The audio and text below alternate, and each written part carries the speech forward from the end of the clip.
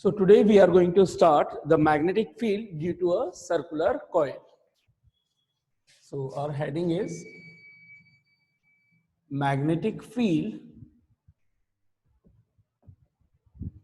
due to a circular coil. Circular current carrying coil है ना, circular current carrying coil.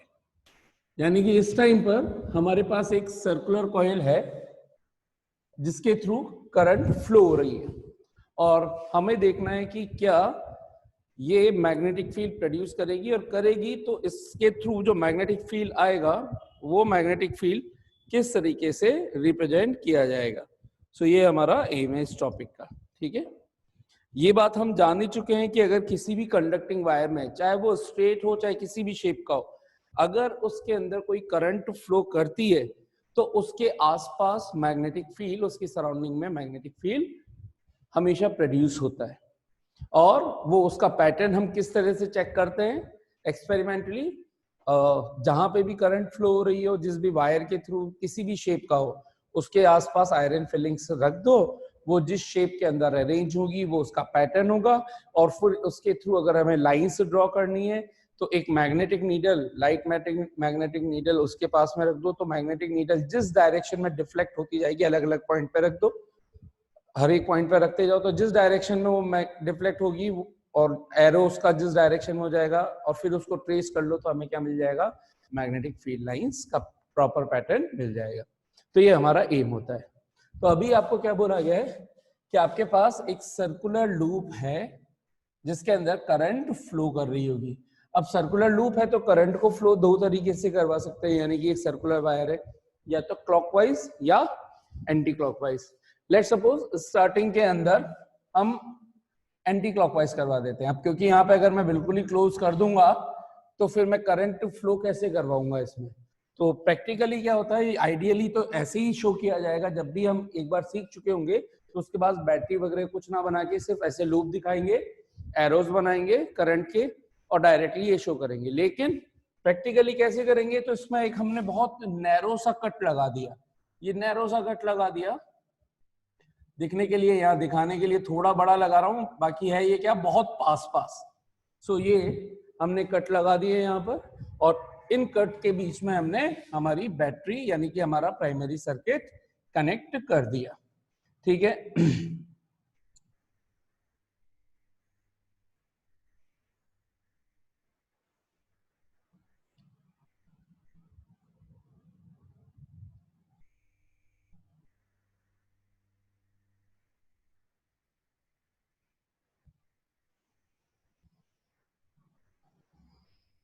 ये हमने metre लगा दिया। हमें ये लगाना हमारे ऊपर डिपेंड है, लगा रहे नहीं लगा रहे। ये क्या बताएगा, सर्किट में फ्लो होने वाली करंट को। ये हमारी हो गई है की, जिसको हम बोलते हैं के। करंट हमेशा कहाँ से स्टार्ट होती है, पॉजिटिव टर्मिनल से स्टार्ट होती है और फ्लो होती है। ये हमारा हो गया रेजिस्टेंस। तो let's suppose some I current is started to flow once the key K is being closed। हमने की के को क्लोज कर दिया तो ये करंट फ्लो हुई। जहां जैसा पाथ इसको नजर आ रहा है ये उस पाथ को फॉलो करेगी और इस वायर के अंदर इसने फ्लो होना स्टार्ट किया। ये कौन सा हो गया अभी, क्लॉकवाइज। तो क्लॉकवाइज देख लेते हैं पहले, उसके बाद में एंटी क्लॉकवाइज देख लेंगे। तो ये फ्लो हो गया, क्योंकि घड़ी इसी तरीके से मूव करती है तो क्लॉकवाइज रोटेशन हो गया। ठीक है, तो ये सर्कुलर वायर में ये जो एरो हैं what they are representing the direction of flow of electric current. ये यहाँ से आई, यहाँ रास्ता मिला, ये गई वापस यहाँ पर आ गई, यहाँ पर आ गई। तो ये करंट फ्लो इस तरीके से ये हमने इसको शो कर दिया। पॉजिटिव से निकली नेगेटिव में आ गई। एक छोटा सा कॉन्सेप्ट जो जनरली ट्वेल्थ के बच्चों को सीखने को मिलता है, वो भी तब जब बताया जाता है। हमेशा आप याद रखें, आज ही याद रखें कि जब भी किसी भी ब्रांच के अंदर, है ना, जब भी किसी ब्रांच का मतलब एक पॉइंट से दो पॉइंट के बीच में जो भी कंपोनेंट्स लगे हुए हैं वो पूरी एक ब्रांच है। एक ब्रांच से जितनी करंट निकलती है उतनी करंट वापस आनी चाहिए। बड़ा कॉमन सेंस है लेकिन इसमें कंफ्यूजन होता है। ये आपको ट्वेल्थ के अंदर सिचुएशंस जब आएंगी तब समझ में आएगा। ठीक है, इस एक चीज को आप माइंड में फिट करके रखिएगा पूरी जिंदगी। देखिए अब साहब, अब अगर यहाँ पर करंट फ्लो हो रही है तो इसके थ्रू मैग्नेटिक फील्ड प्रोड्यूस होगा। अब वो मैग्नेटिक फील्ड कैसा होगा इसको चेक करने के लिए हमने क्या किया कि हमने इस लूप को एक कार्डबोर्ड के थ्रू पास करवाया।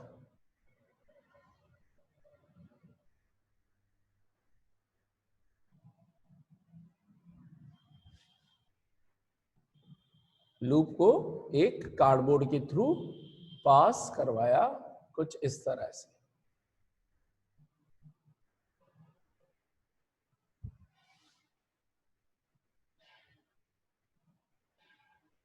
ठीक है, आप थोड़ा बड़ा भी ले सकते हैं, थोड़ा बड़ा ले लेता हूं मैं, ताकि फिर इस पे जब आयरन स्प्रिंकल करेंगे हम तो सिचुएशन थोड़ी सी अच्छी देखने को मिलेगी।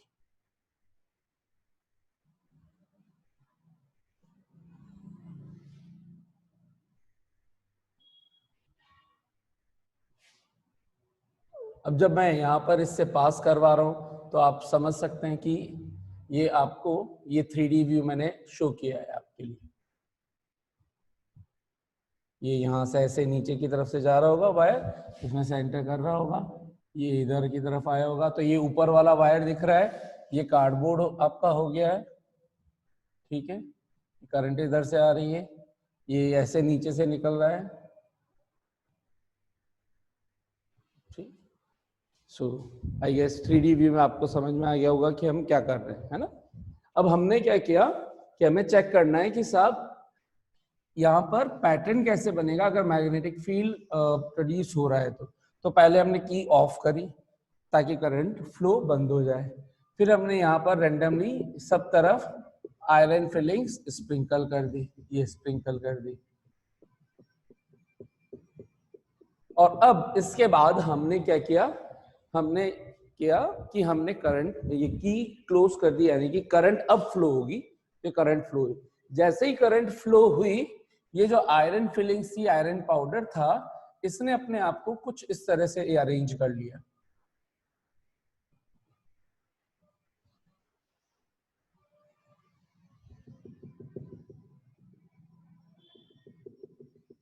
अभी हम आयरन पाउडर की बात कर रहे हैं, हम मैग्नेटिक लाइंस की बात नहीं कर रहे कि आयरन पाउडर कैसे दिखता।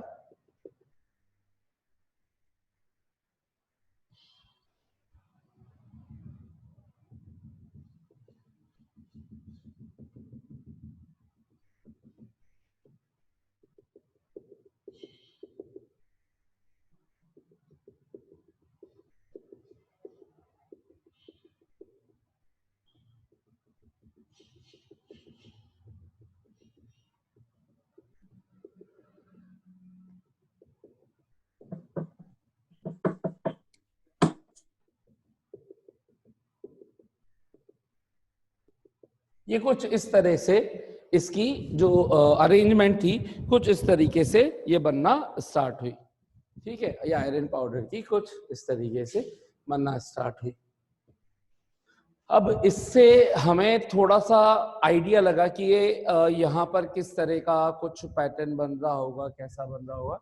तो लेकिन फिर भी अगर इसको चेक किया जाए तो चेक कैसे करेंगे, तो उसके लिए हमने क्या किया, अब हमारा सहारा लिया हमने मैग्नेटिक नीडल का, कि मैग्नेटिक नीडल को अगर यहाँ पर अलग इन पॉइंट्स के जिस तरह का पैटर्न बन रहा है वहां पे मैं रखता जाऊं तो वो मैग्नेटिक नीडल कहाँ डिफ्लेक्ट करती जाएगी। तो मैं मैग्नेटिक नीडल को उठाऊंगा, यहाँ रखूंगा, यहाँ रखूंगा, यहाँ रखूंगा, उसका रिफ्लेक्शन किधर किधर आएगा वो चेक करके फिर हम उससे मैग्नेटिक फील्ड को ड्रॉ कर देंगे। तो देखा क्या गया कि जब इस तरह से सर्कुलर वायर के अंदर करंट फ्लो होती है, ये अगर सर्कुलर लूप ले लिया हमने और अगर इसके अंदर क्या फ्लो हो रही है, तो करंट फ्लो हो रही है, तो लाइंस जो बन रही है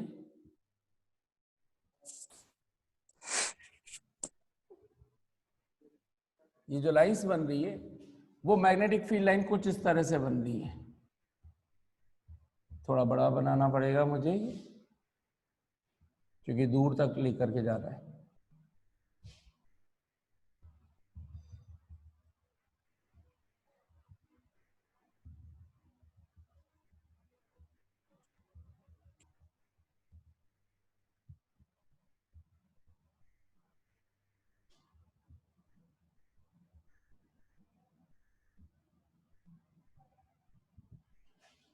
कैसे बन रही है अब समझिएगा आप इसको, कि ये ऐसा इधर क्या क्यों बना रहा हूं और इधर क्यों बना रहा हूं। अगर ये जो सर्कुलर लूप है, तो ये सर्कुलर लूप में जैसे जहां से हमने इस कार्डबोर्ड में से इस रिंग को पास करवाया, वहां का ये वाला हिस्सा और ये वाला हिस्सा ऑलमोस्ट, देखिए यहां पर ये वाला हिस्सा ऑलमोस्ट एक छोटा सा स्ट्रेट वायर माना जा सकता है। ये यहां के बाद घूम रहा होगा और ये यहां के बाद घूम रहा होगा, तो ये वायर एक स्ट्रेट वायर माना जा सकता है। और स्ट्रेट वायर के अंदर हमने देख ही रखा है राइट हैंड थंब रूल से इसके चारों तरफ मैग्नेटिक फील्ड इस तरह से बनता है। ठीक इसी तरह से यहाँ पे बना दूं तो ये इतना सा पोर्शन और इसके नीचे जो नजर नहीं आ रहा वो इतना सा पोर्शन, ये एक स्ट्रेट वायर की जैसे एक्ट कर रहा होगा, तो इसके चारों तरफ जो मैग्नेटिक फील्ड बनेगा वो भी कुछ इस तरह से ही बनेगा। तो ये मैंने इधर भी मैग्नेटिक फील्ड बना दिया।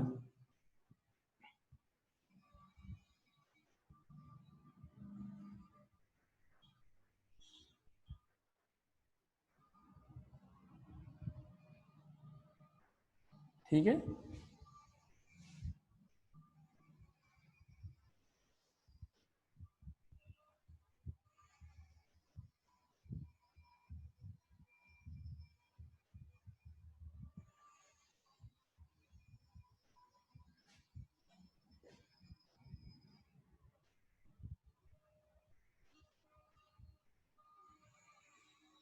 ये देखिए।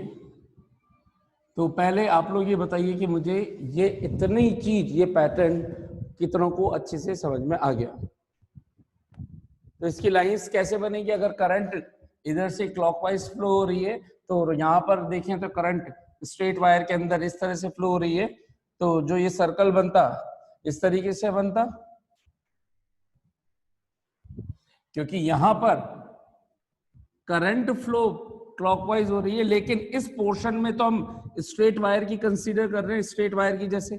और स्ट्रेट वायर में नीचे से ऊपर अगर करंट जाती इस वाले वायर में, इस वाले सेगमेंट में, तो डायरेक्शन क्या होती इस तरीके से, इस तरीके से मतलब एंटी क्लॉकवाइज होती इधर, ये एंटी क्लॉकवाइज ऐसे ऐसे ऐसे।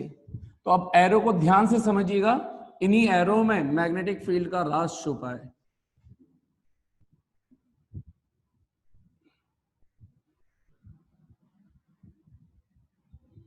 और ये डायग्राम भी इंपॉर्टेंट है, क्योंकि या तो स्ट्रेट वायर का डायग्राम मैक्सिमम पूछा जाता है या फिर सर्कुलर लूप का डायग्राम पूछा जाता है, कि सर्कुलर लूप से मैग्नेटिक फील्ड का प्रोडक्शन किस तरीके से होता है, उसकी डायरेक्शन कैसी होती है वो समझाइए।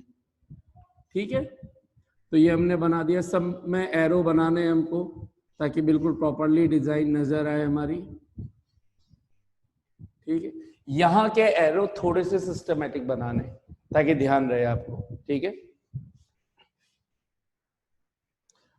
इसी तरह से जब इस वायर की बात करेंगे तो ये जो वायर है मेरा, ये वाला वायर, इसके अंदर करंट आ रही है ऊपर से नीचे। अगर मैं right hand thumb rule use करूं तो राइट हैंड थंब रूल ये कहता है कि आप अपना राइट हैंड लीजिए उस, और अपने राइट हैंड का थंब करंट की डायरेक्शन में, करंट जा रही है नीचे तो आपने नीचे थंब किया और अपनी फिंगर्स को कर्ल कीजिए, तो जो पैटर्न बन रहा है वो मैग्नेटिक फील्ड का पैटर्न बनता है, और जिस डायरेक्शन में आपकी फिंगर्स मूव कर रही है वो मैग्नेटिक फील्ड की डायरेक्शन को रिप्रेजेंट करती है। तो मैग्नेटिक फील्ड की डायरेक्शन क्या हो गई, अब यहां पर अगर ध्यान से देखूं तो इधर से इधर की तरफ है ना, ये जा रही थी इधर, ये जा रही है इधर क्लॉकवाइज। तो इधर रोटेशन अगर मैं बोलूं तो ये हुआ क्लॉकवाइज क्लॉकवाइज क्लॉकवाइज। फिंगर्स को कर्ल करके देखिए, अपने आप समझ में आएगा। तो ये clockwise clockwise clockwise clockwise rotation, clockwise rotation,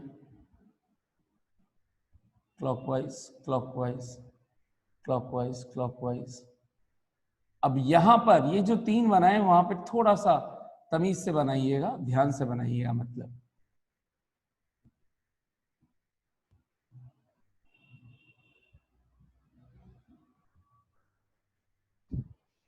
एक बड़ा इंटरेस्टिंग फैक्टर नजर आ रहा है हमें, ध्यान से देखें तो इस ये हाफ सेमी सर्कल वाला पोर्शन जो लूं और इसका इधर वाला सेगमेंट ले रहा हूं, तो उसके कारण अगर इस जगह पर मैं, इस जगह पर जैसे कहीं पे भी अगर कोई लूप होता है उसके किसी भी पॉइंट पर अगर मुझे मैग्नेटिक फील्ड की डायरेक्शन पूछनी होती तो हम क्या करते हैं, we draw a tangent, we draw a tangent. तो आप सोचिए कार्डबोर्ड ऐसे रखा हुआ है, डायरेक्शन अंदर की तरफ है, तो अगर मैं एक टेंजेंट ड्रॉ करूंगा तो ये टेंजेंट यहां से कहां पे जाएगी, अंदर की तरफ। यहाँ पे ड्रॉ करूंगा तो ये कहां जाएगी, अंदर की तरफ। ये कहां जाएगी, अंदर की तरफ। इस वाले सेगमेंट के इधर की चीजों के लिए देखूं तो इसमें ड्रॉ करूंगा तो ये भी डायरेक्शन अंदर की तरफ, ये भी डायरेक्शन अंदर की तरफ, ये भी डायरेक्शन। क्या ये मैं बोल सकता हूं कि अगर ये इस सर्कुलर लूप का सेंटर मान लो, ये पूरा जो लूप है, ये लूप, इसका सेंटर ये है, ये वाला है ना, तो इस सेंटर के अगल बगल में डायरेक्शन, सभी की सभी डायरेक्शन अंदर की तरफ है।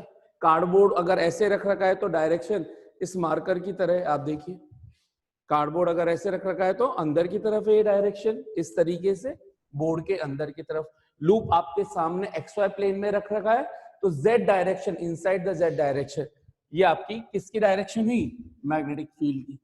Magnetic field, magnetic field, magnetic field, magnetic field. आप चाहो तो इनको B1, B2, B3, B4, B5, B6 बोल दीजिए। हर एक का मैग्नीट्यूड सेम होगा क्योंकि हर एक इसके रेफरेंस में बना हुआ है। या आप अलग अलग भी बोले तो भी, अगर मैं ओवरऑल काउंटिंग करूं तो क्योंकि सभी मैग्नेटिक फील्ड सेम डायरेक्शन में है, और मैग्नेटिक फील्ड कैसी क्वांटिटी होती है याद रख लीजिए अभी से ही, हालांकि आपके ज्यादा कोर्स में नहीं है ये चीजें, लेकिन फिर भी magnetic field, electric field are vector quantities, यानी कि जिनका मैग्नीट्यूड भी हो, डायरेक्शन भी हो। इसलिए तो हम डायरेक्शन की बार बार बात कर रहे हैं। तो सभी डायरेक्शन सेम है, तो उन सभी को सेम में ऐड करूंगा तो सबकी डायरेक्शन सेम होने के कारण कोई भी एक दूसरे को कैंसिल करेगा नहीं, सब लोग एक दूसरे के साथ डायरेक्टली ऐड हो जाएंगे। तो ओवरऑल हमें near the centre of the loop, ये सेंटर ऑफ द लूप बोल रहा हूं, इसको O पॉइंट बोल देता हूं, ये O पॉइंट। तो यहां पर मैग्नेटिक फील्ड सभी के सभी एक दूसरे से एडअप होते जा रहे हैं, और यहां पर आपको एक मैक्सिमम मैग्नेटिक फील्ड मिलेगा, यानी कि ये सब जुड़ रहे हैं, इसलिए आपको जो मैग्नेटिक फील्ड मिल रहा है वो सब ऐड होकर के मिल रहा है, और उसकी स्ट्रेंथ मैक्सिमम होगी। मैक्सिमम इसलिए हो रही है क्योंकि कुछ कंट्रीब्यूशन इधर वाले सेगमेंट का है और कुछ कंट्रीब्यूशन इधर वाले, और दोनों ही मिल रहे हैं। लेकिन इधर देखो तो यहां पर मैग्नेटिक फील्ड की डायरेक्शन इधर है, ठीक है, और देखिए यहां पर ये इधर मैग्नेटिक फील्ड, लेकिन ये दोनों बहुत दूर है, ये दोनों बहुत दूर है, ठीक। तो आप खुद सोच सकते हैं कि यहां पर मैग्नेटिक फील्ड, अच्छा इस जगह देखूं तो इस जगह मैग्नेटिक फील्ड की डायरेक्शन इधर है, इधर है।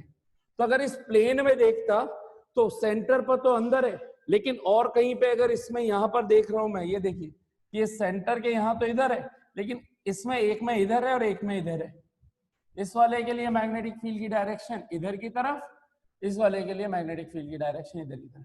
ये दोनों एक दूसरे से, सेंटर से बोलूं इन दोनों के हिसाब से, तो एक उधर है एक उधर है, दोनों क्योंकि exactly similar current, similar current element यानी कि छोटे छोटे वायर्स के थ्रू बने, तो magnitude wise particular line same corresponding point पर ले ली जाए, ये जैसे ऊपर ले ली मैंने, तो उनका मैग्नीट्यूड यानी कि वैल्यू भी सेम होगी। मान लीजिए 10 है तो ये भी 10 ही कहलाएगा, लेकिन डायरेक्शन वाइज दोनों अपोजिट है, एक दूसरे को कैंसिल करते जाएंगे। यहां पर ले लूं प्लेन में ही, इसी प्लेन में, तो इस इधर डायरेक्शन इधर आएगी, इसमें इधर डायरेक्शन, ये भी दोनों एक दूसरे के अपोजिट है। कॉरेस्पॉन्डिंग सिमिलर पॉइंट्स अगर लिए हैं, यानी कि अगर यहाँ पे एक लाइन खींच दूं तो इससे अगर ये x डिस्टेंस है तो ये भी x डिस्टेंस पे ही मैंने लिया है। इधर मैग्नेटिक फील्ड की डायरेक्शन इधर आ रही है, इधर मैग्नेटिक फील्ड की डायरेक्शन इधर आ रही है, दोनों कॉरेस्पॉन्डिंग सेंटर से इक्वी डिस्टेंस होने और अपोजिट कार्य होने के कारण कैंसिल करती जाएगी। यानी कि नेट कंट्रीब्यूशन जो आपको मैक्सिमम मिल रहा है वो किसके कारण मिल रहा है, इसके कारण। तो आपको जो इस ये वाले पॉइंट्स होते हैं इस तरह के, इन पॉइंट्स पर सेम डायरेक्शंस के अंदर करंट मिल गई, ये करंट नहीं मैग्नेटिक फील्ड, ये इनके अपोजिट हैं, लेकिन ये इससे इतनी दूर है कि इनका इफेक्ट उतना नहीं होगा जितना यहां पर होगा। तो मैक्सिमम मैग्नेटिक फील्ड हमें कहां पे ऑब्टेन होना चाहिए, सेंटर पर। जनरली बुक में बस ये लिखा होता है, ये वाली चीजें एक्सप्लेन नहीं करी भी होती है जो अभी अभी मैंने एक्सप्लेन करी।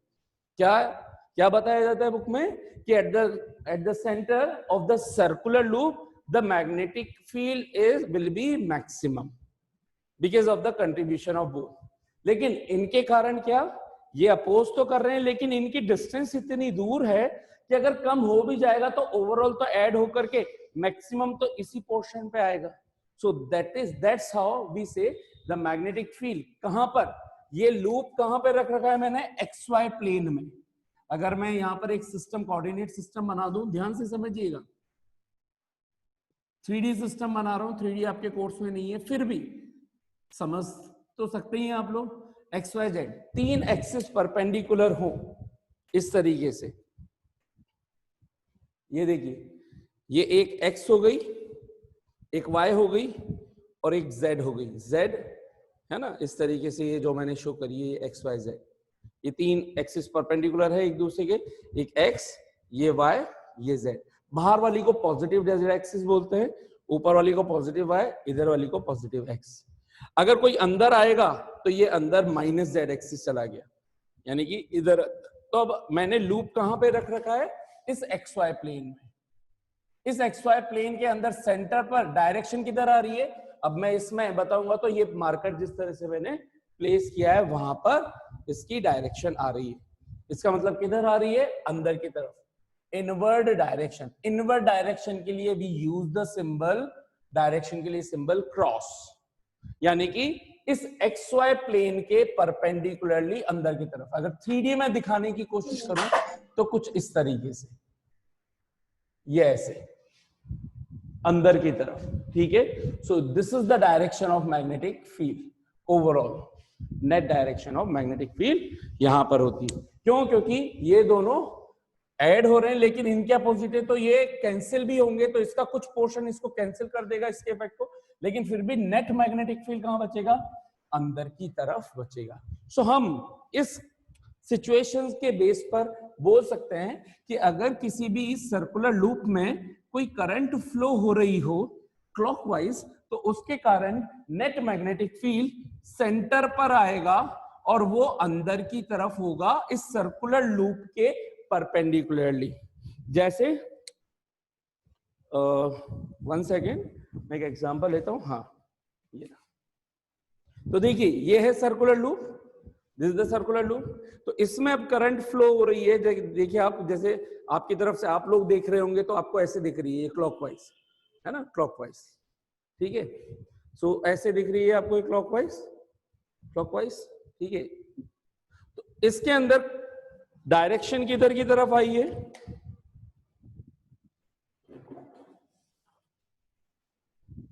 ये टिप बता रही है, मान लीजिए पेन ले लिया मैंने, तो पेन का टिप बता रहा है डायरेक्शन ऑफ मैग्नेटिक फील्ड। तो अगर आप देख रहे हैं सामने से तो डायरेक्शन आ रही है बिल्कुल परपेंडिकुलरली अंदर की तरफ। आप सामने से देख रहे हैं, आप जिस तरीके से देख पा रहे होंगे, यस सर, क्लॉकवाइज डायरेक्शन, तो ये डायरेक्शन अंदर की तरफ आ रही है। ठीक इसी तरह से, और इनवर्ड डायरेक्शन के लिए यूज करते हैं हम सिंबल क्रॉस, ठीक है। क्योंकि अब बार बार 3D व्यू बनाना टफ रहता है, तो उसके लिए हमने परपेंडिकुलर डायरेक्शन के लिए क्या सिंबल ले लिया है, क्रॉस। इसी तरीके से जब यहां पे टर्मिनल्स चेंज कर दिए जाते, टर्मिनल्स चेंज कर दिए जाते, इसका मतलब इधर नेगेटिव और इधर पॉजिटिव। पहले एक काम कीजिए, आप इसका स्क्रीनशॉट ले लीजिए कि ये कैसे बनना है, ताकि फिर मैं उसके बाद टर्मिनल्स चेंज करूंगा। Take the screenshot of this. Okay, अब मैं टर्मिनल्स चेंज कर रहा हूं। देखिए, जो पॉजिटिव था वो बना रहा हूं नेगेटिव, और जो नेगेटिव है वो बना रहा हूं मैं पॉजिटिव। तो इधर पॉजिटिव, इधर नेगेटिव। इसका मतलब कि जब क्लोज करूंगा तो करंट इधर से फ्लो होगी, इधर से फ्लो होगी, इधर से, यानी कि एरोज विल बी चेंज्ड। ये जो सब एरो हैं वो चेंज हो जाएंगे, ये चेंज हो गए, ठीक है। तो इसमें अब करंट इधर से इधर, इधर, इधर ऊपर की तरफ जाएगी, इधर ऊपर की तरफ जाएगी, इधर ऊपर की तरफ, इधर ऊपर की तरफ, इधर ऊपर की तरफ, इधर ऐसे, और करंट इधर से होते हुए अब एंटर करेगी। हमेशा करंट नेगेटिव टर्मिनल की तरफ एंटर करती है, पॉजिटिव टर्मिनल से बाहर निकलती है। ये छोटे छोटे पॉइंट है जो आप हमेशा ध्यान रखिए। अगर मैं आयरन पाउडर स्प्रिंकल करता तो वो आयरन पाउडर अभी भी इसी कुछ शेप में आता, लेकिन अब तो वो तो शेप दिखा रहा है ना। शेप का मतलब है कि ये देखो सर्कुलर, उस पे एरो नहीं दिखेंगे ना आपको, एरो दिखाने के लिए तो हमें ये डायग्राम शो करना पड़ेगा। इसके अंदर क्या हो जाता, इस डायग्राम के अंदर क्या चेंजेस आ जाते, तो वो डायग्राम मैं यहाँ पे बना रहा हूं फिर से एक अलग। देखिए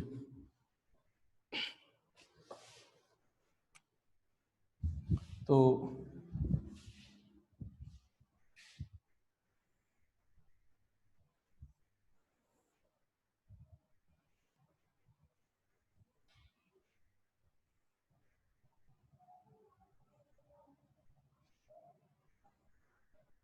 ये इस तरह का वायर हो गया, ध्यान से देखेंगे तो ये यहां पर ये स्ट्रेट वायर की जैसे ही एक्ट कर रहा होगा, इसमें करंट लेकिन इधर ऊपर जा रही है, तो इसके चारों तरफ जो मैग्नेटिक फील्ड बनेगा तो इसी तरीके से सर्कुलर शेप में। लेकिन एरो जो होंगे, अब आपको कॉमन सेंस से समझ में आ ही रहा होगा कि जो एरो होंगे वो क्या हो चुके होंगे, रिवर्स हो चुके होंगे। ये स्ट्रेट वायर होगा, इसमें करंट ऐसे आ रही है ऐसे आ रही है, तो इस वाले स्ट्रेट वायर के अंदर जो करंट आ रही है वो नीचे की तरफ आ रही है। तो यहाँ पे एरो पहले ऊपर जा रही थी इधर वाले में, तो यहाँ पर एरो चेंज हो जाएंगे और ये कुछ इस तरीके से हो जाएंगे।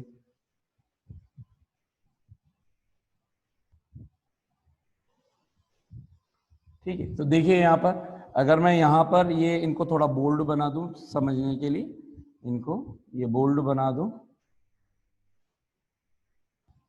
तो इसके अंदर और इसके अंदर एरोस को अगर मुझे मेंशन करना हो, है ना, ये टच कुछ भी नहीं होंगे भाई, यहाँ पे कभी भी दो मैग्नेटिक फील्ड लाइन टच नहीं होंगी, इंटरसेक्ट नहीं होंगी। सो इसके अंदर ऊपर जा रही है, तो इसमें राइट हैंड लिया, फिंगरिंग इधर से हो रही है, इस तरह से कर्लिंग हो रही है, तो एरो बना इस तरीके से, यानी कि anti clockwise anti clockwise anti clockwise anti clockwise.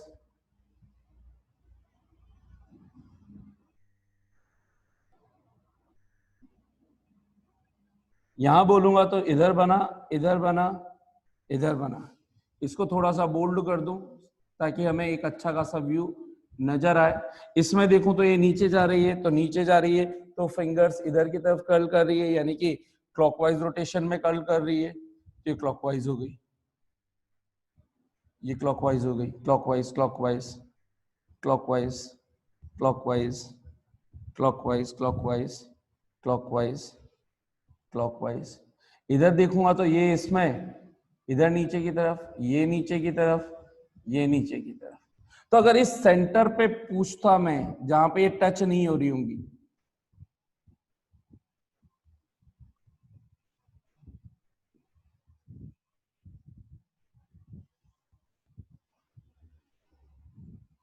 ये देखिए नीचे की तरफ नीचे की तरफ, तो ये अगर सेंटर पॉइंट ओ होता तो इस जगह पे इसकी डायरेक्शन इधर, इधर टेंजेंशियल डायरेक्शन इधर इधर। ये इधर का मतलब नीचे नहीं है, कार्डबोर्ड है, ध्यान से देखिए, है ना, ये अगर कोई कार्डबोर्ड है, ये कार्डबोर्ड है, तो इसमें नीचे की तरफ का मतलब ये करंट लूप ऐसे है, तो उसमें इधर बाहर की तरफ, तो ये वाली एक डायरेक्शन किधर की तरफ, ये कैप जिधर है बाहर की तरफ, ये एक और डायरेक्शन इधर बाहर की तरफ, ऐसे ही एक और डायरेक्शन ये भी बाहर की तरफ, सब डायरेक्शन किधर आ रही है, इस लूप के, ये लूप ऐसे रखा हुआ है देखिए, इससे ये बाहर की तरफ आ रही है, यहां पर सभी की सभी डायरेक्शन। और बाहर आने के लिए अब क्योंकि फिर से 3D भी होगा, है ना, ये एक्स वाई प्लेन हुआ, तो इससे बाहर की तरफ ये जेड एक्सिस हुआ, और जेड एक्सिस को रिप्रेजेंट करने के लिए वर्टिकली आउटवर्ड डायरेक्शन के लिए डॉट यूज करते हैं। तो जैसे अभी मैंने वो सर्कुलर लूप आपको दिखाया था, उसके अंदर अगर मैं पेन की टिप दिखाऊं आपको, तो वो किस डायरेक्शन में आएगी, अगर ये सर्कुलर लूप है तो इस टाइम पर करंट किस डायरेक्शन में फ्लो हो रही है, एंटी क्लॉकवाइज। एरोज इस पे भी बना दे, ये एंटी क्लॉकवाइज इसमें नजर आएगी आपको। तो ये करंट अगर एंटी क्लॉकवाइज फ्लो हो तो इसमें मैग्नेटिक फील्ड की डायरेक्शन ये ऐसे जब फ्लो हो रही है, तो आप सामने से देख रहे हैं तो ये ऐसे फ्लो हो रही है anti clockwise. Anti clockwise flow होते टाइम ये आपको परपेंडिकुलर बाहर आपकी तरफ आता हुआ नजर आएगा मैग्नेटिक फील्ड। ये प्लेन, इसके अंदर एंटी क्लॉकवाइज रोटेशन ऐसे, तो मैग्नेटिक फील्ड वर्टिकली बाहर। फिर से साइड जो इसके प्लेन में होते, यहां पर जो होते वो एक दूसरे को, ये इधर जा रहा है तो ये इधर आ रहा है, एक दूसरे को कैंसिल कर देंगे। यहाँ पे देखूं तो ये इधर जा रहा है, ये इधर जा रही है टेंजेंशियल लाइन, एक दूसरे को कैंसिल कर देंगी। यहाँ वाली अंदर की तरफ होंगी, ये नेट बाहर है, तो इसमें से कुछ लाइन का इफेक्ट तो कैंसिल हो गया, लेकिन नेट तो ये बच गया आपका बाहर की तरफ। तो नेट मैग्नेटिक फील्ड कहां पर क्रिएट होता है? हमेशा इस प्लेन के, सर्कुलर प्लेन के वर्टिकली या परपेंडिकुलरली, वर्टिकली नहीं, परपेंडिकुलरली बाहर की तरफ। सो अगर है anti clockwise rotation, anti clockwise rotation, तो मैग्नेटिक फील्ड की डायरेक्शन है बाहर। जिस डायरेक्शन में जो मैग्नेटिक फील्ड की डायरेक्शन होती है उसको बोलते हैं नॉर्थ पोल, यानी कि जो डायरेक्शन शो कर रहा है वो नॉर्थ पोल होता है। ठीक है, ये इस तरीके से वर्टिकली बाहर, यानी कि जिधर टिप दिखे आपको, ये पेन किधर आते हुए दिख रहा है, इसकी टिप किधर दिखेगी, वो नॉर्थ पोल को बताएगा आपको। ठीक है, तो अगर एंटी क्लॉकवाइज रोटेशन है तो ये आपको, आपका कौन सा पोल बनेगा? नॉर्थ पोल, जो आप सामने से देख पा रहे हो। और इसके ठीक पीछे कौन सा पोल एग्जिस्ट कर रहा होगा? इधर से आके देखोगे तो साउथ पोल, क्योंकि नॉर्थ और साउथ हमेशा पेयर में चलेंगे। तो आप अगर सामने से देख रहे हो तो पीछे की तरफ साउथ है, और अगर आप साउथ को देखोगे तो जो पीछे, अब यानी कि जो मेरे फ्रंट पे आ गया वो नॉर्थ है। तो इधर से जब देख रहे हो एंटी क्लॉकवाइज रोटेशन तो ये बनता है नॉर्थ पोल। ठीक इसी तरह से मैग्नेटिक फील्ड अंदर है, तो अंदर है जो आपको नहीं दिख रहा क्योंकि आपके लिए तो बैक हो गया, तो इधर है नॉर्थ पोल। तो आप सामने से जो देख रहे हो वो कौन सा पोल होना चाहिए? South pole. तो फ्रंट से देखने पर अगर क्लॉकवाइज, अगर आप फ्रंट से देखोगे क्लॉकवाइज रोटेशन में तो बनेगा साउथ, क्योंकि नॉर्थ मैग्नेटिक फील्ड किधर है, उसकी टिप किधर है? पीछे की तरफ, अंदर की तरफ टिप है, उधर पीछे की तरफ जिधर आप नहीं देख पा रहे हो। तो इधर है नॉर्थ, तो इसके इधर हुआ साउथ। कितनों को ये डायरेक्शन समझ में आ गई अच्छे से, और ये पूरा कॉन्सेप्ट अच्छे से समझ में आ गया। So this is the magnetic field due to a circular current carrying coil. इस तरीके से ये हम फाइंड करते हैं। ठीक है।